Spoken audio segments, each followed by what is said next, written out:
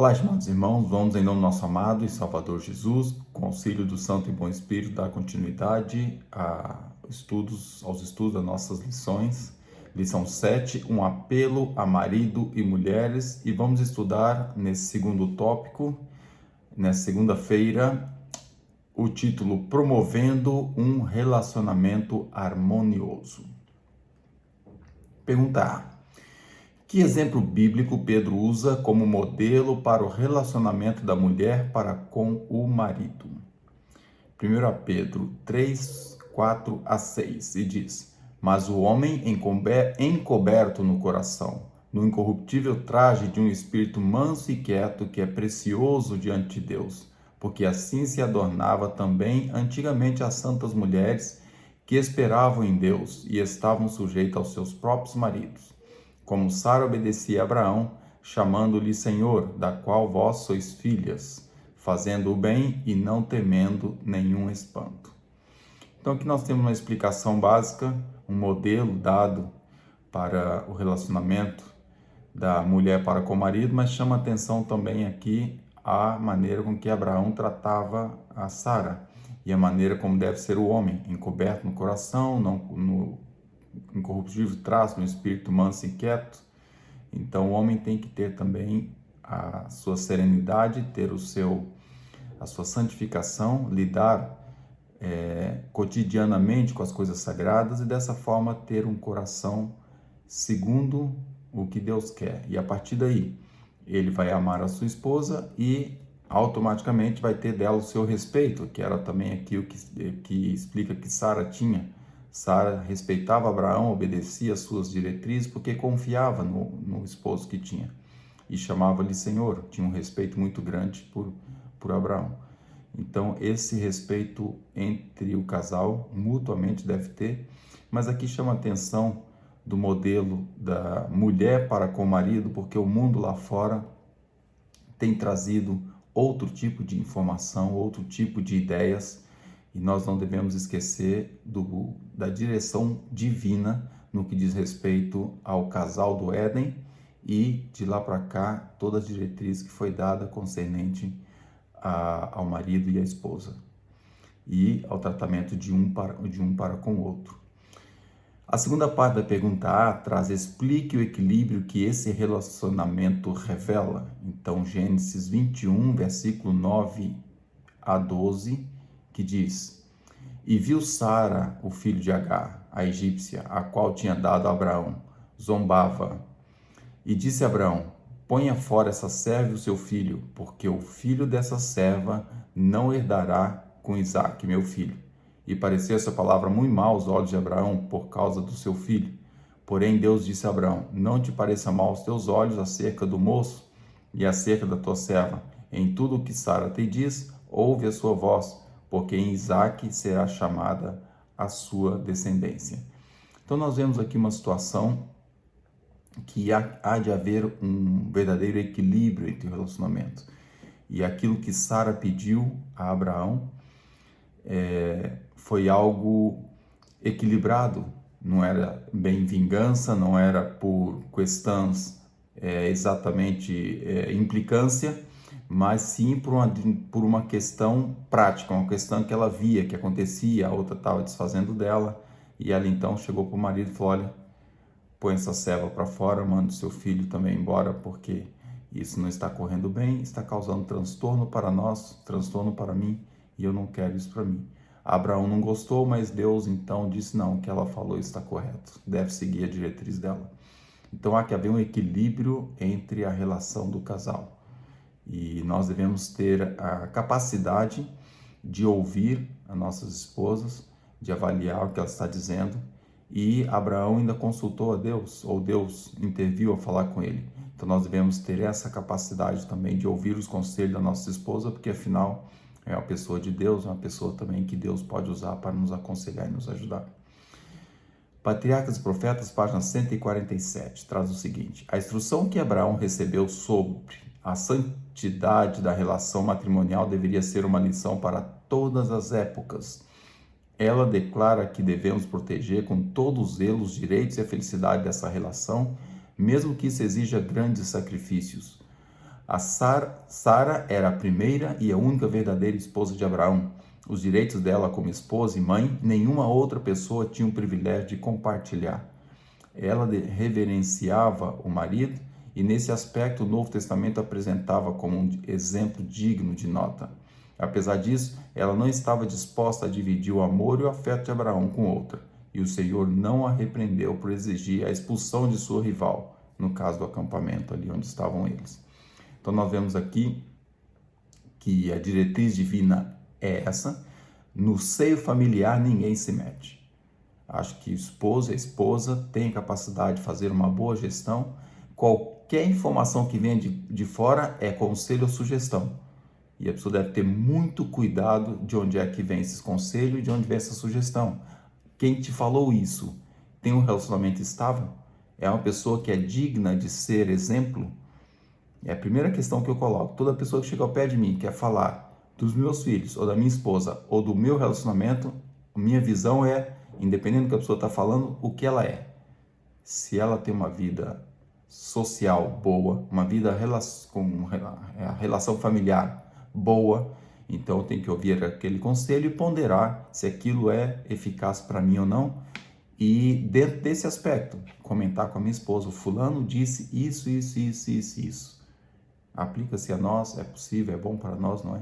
Então devemos ter o cuidado de tudo que entra dentro do relacionamento. Devemos ter um bloqueio completo e filtrar qualquer coisa que venha entrar no relacionamento. Que dirá então os assédios e outros tipos de circunstância que pode vir a acontecer, que está fora de questão. Então nós sabemos que o matrimônio é sagrado e o leito matrimonial é sagrado. Devemos manter isso imaculado. Pergunta B. O que muitas vezes torna o marido infeliz no círculo familiar e prejudica sua reputação na sociedade? Vamos ver o que Salomão disse, Provérbios 14, versículo 1. Toda mulher sábia edifica sua casa, mas a tola derruba com as próprias mãos.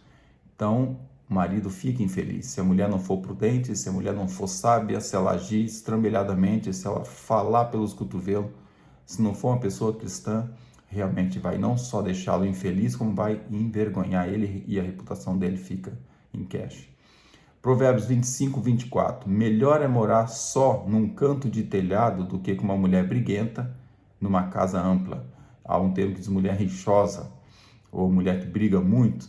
Ou seja, melhor é estar mesmo num cantinho, num quartinho, às vezes mesmo num cantinho bem pequenininho, do que estar numa casa enorme, chique, linda, toda top, digamos assim, um termo mais comum, com uma mulher que é briguenta, uma mulher que não te dá paz. Então isso foi o que Salomão também entendeu, e ele sabia dizer isso, né? No meio de tantas mulheres que ele tinha, sabia a complexidade que era lidar com isso. Ainda Provérbios 27, versículo 15. O gotejar contínuo em dia de grande chuva é a mulher contenciosa. Uma e outra são semelhantes. A goteira realmente perturba, né? Aquele tem. Aquilo chega a uma altura, a cabeça da gente está virada do 8 e aquele barulho está tem, parece que não vai acabar nunca. E diz aqui que a mulher contenciosa é igual. A mulher que é rixosa, a mulher que só nhen na cabeça, ou seja, isso também chama atenção aqui, deixa o marido muito infeliz e depois toda a gente... O pessoal fala, né? O pessoal comenta essa situação porque realmente percebe que o marido foge e às vezes não tem vontade de estar em casa. E por último vamos comparar todos esses versículos que nós lemos agora com o que o apóstolo Pedro traz, que é em 1 Pedro capítulo 3, versículo 4. Comparar os provérbios com as palavras de Pedro. Diz assim: mas o homem coberto no coração, no incorruptível traje de um espírito manso e quieto, que é precioso diante de Deus. Então é harmonia, devemos ter mesmo harmonia. E no seio familiar, o inimigo quer destruir, ele quer usar os filhos, quer usar a esposa, quer usar o marido, quer usar alguém para causar transtorno. E nós devemos lembrar que precisa ter equilíbrio. E o equilíbrio maior é os dois pilares do lar, o marido e a esposa. Portanto, eles devem estar em harmonia um com o outro. E nós sabemos que há uma necessidade muito grande do equilíbrio que a esposa tem que ter em casa junto aos filhos.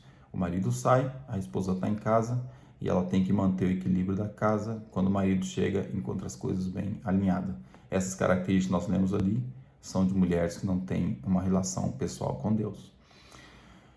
Vamos ler a Pena Inspirada, Lar Adventista, página 249, primeiro. Vamos ler esse. Muitos maridos e filhos não veem nada de atraente em casa, pois são continuamente recebidos com brigas e reclamações. Por isso, buscam conforto e diversão longe do lar. A esposa e a mãe, ocupadas com os cuidados domésticos, frequentemente distraem e deixam de pensar nas pequenas cortesias que tornam o lar agradável ao marido e aos filhos e filhas, mesmo que ela evite expressar as próprias preocupações e dificuldades na presença deles. Enquanto está envolvida em preparar algo para comer ou vestir, o marido e os filhos entram e saem do lar como se fossem estranhos. Embora a esposa ou mãe de família possa cumprir suas obrigações externas com precisão, ela talvez reclame constantemente da escravidão a qual está destinada, exagerando o peso de suas responsabilidades e restrições ao comparar sua situação com o que ela considera ser a vida superior da mulher. Enquanto ela anseia em vão por uma vida diferente, está alimentando um descontentamento pecaminoso e tornando o seu lar muito desagradável para o marido e para os filhos. Portanto, minhas irmãs, tem que ter cuidado nesse aspecto. Lembrar que Deus colocou-a como mãe, como esposa, e hoje o mundo quer pregar uma história diferente, quer falar vários outros aspectos, não vou entrar em detalhes, não vale a pena, mas as mães têm uma honra, têm um dever, têm um privilégio de educar os filhos, fazer o trabalho doméstico, e muitas nem saúde têm mais, depois fica pensando, poxa, quem me dera voltar a ter saúde, ou algo do gênero. O fato é que é um privilégio ter uma casa, ter um lar para gerir, ter família para gerir, ter uns filhos saudáveis, um marido trabalhador, e muitas vezes isso não é valorizado. Então, diante de Deus, Deus está vendo, Deus está analisando. Se você tem dificuldade, converse com Deus. A pessoa que vai resolver o teu problema é Jesus. Ajoelhe, converse, exponha tudo para Ele, peça ajuda. E depois senta com seu esposo e conversa também. Eu acho que vai entrar aqui em mais alguns aspectos, mas nós devemos saber que o fato de reclamar e o fato de questionar algo que não é possível mudar não vai levar a lado nenhum. Portanto, tem que fazer uma aceitação e conseguir gerir da melhor forma possível essa circunstância. Ainda Obreiros Evangelhos, página 210. A esposa do ministro que não é dedicada a Deus não ajuda o marido.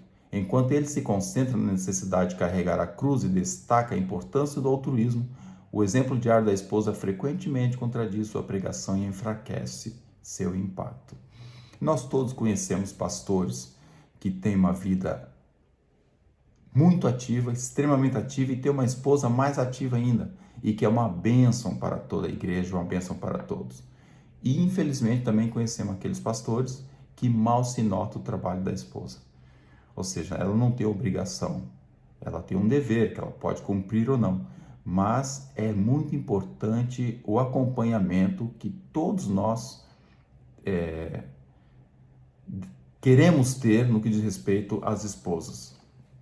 E a atuação delas é muito importante no trabalho que nós realizamos no que diz respeito ao altruísmo, ou seja, o trato com a igreja, com as necessidades da igreja, o departamento da igreja. E esse altruísmo da esposa, ao acompanhar o marido e querer desenvolver um trabalho, estar ativa ali, faz toda a diferença no resultado do trabalho. Portanto, devemos lembrar da necessidade que há de manter um equilíbrio no relacionamento. Tem que ser um relacionamento harmonioso, tem que ser um relacionamento onde o esposo colabora naquilo que é possível com os trabalhos da esposa, e a esposa, dentro da sua responsabilidade, também fazer as suas atividades. Então, o relacionamento entre marido e mulher é muito importante, e nós devemos lembrar que o trabalho doméstico não acaba. Levanta-se de manhã, dorme à tarde, à noite, levanta-se de manhã, dorme à noite, o trabalho não tem fim. E nós devemos lembrar desse aspecto e dar o nosso contributo, favorecer o máximo possível, contribuir com o que nós podemos para aliviar essa carga. E nós recebemos o carinho, nós recebemos o retorno dessa nossa ajuda, do auxílio que nós damos, porque elas notam, elas percebem, elas ficam felizes. Então, eu convido aos maridos, dá férias, pega a sua esposa 3 dias para um lugar, fique sozinho com os filhos em casa. Só assim dá para perceber o peso que a esposa tem durante esse dia todo. Uma semana melhor ainda, né? Aí sente melhor ainda. Mas é importante nós termos a noção do que a esposa passa, a quantidade de trabalho que ela tem, e nós podemos colaborar. E as esposas que têm isso como um fardo, conversa com Deus, que isso não é um fardo, isso é um privilégio enorme. Só que depende da visão com que você olha o trabalho. Então, o olhar que você dá à circunstância é que vai te trazer mais ânimo ou desânimo. Converse com o Papai do Céu, porque realmente é um privilégio poder cuidar de um lar, de uma casa, cuidar dos filhos, poder ver um lar desenvolvendo, os filhos crescendo, o marido feliz dentro de casa. Então, isso é um privilégio muito grande. E os maridos também, cuidar das esposas, ver os filhos. Então, essa harmonia que esse segundo tópico chama a atenção, ficou mais voltada às esposas, mas eu penso que a lição há de falar também sobre os deveres que o marido também tem para com as esposas. Então, vamos promover o equilíbrio e não permitir que o inimigo use nosso lado mais fraco, aquele lado do caráter que está precisando melhorar, para afetar o relacionamento. Que Deus nos ajude para que possamos manter o equilíbrio, um lar harmonioso, um lar de respeito, de amor, aquele lar que os filhos gostam de ir para casa, o marido gosta de estar em casa, a esposa gosta que o marido chegue. Então, tudo isso, esse lar harmonioso vai tornar uma igreja harmoniosa. E vai ser muito mais fácil termos união na igreja se tivermos união no lar. E a união é que vai trazer para nós a chuva serôdia. Então, que Deus nos dê essa graça e nos abençoe para que possamos estar ativos para com as coisas sagradas e consagrando a vida pessoal, que nós vamos conseguir viver numa família consagrada. Deus nos abençoe e nos ajude para isso. Amém.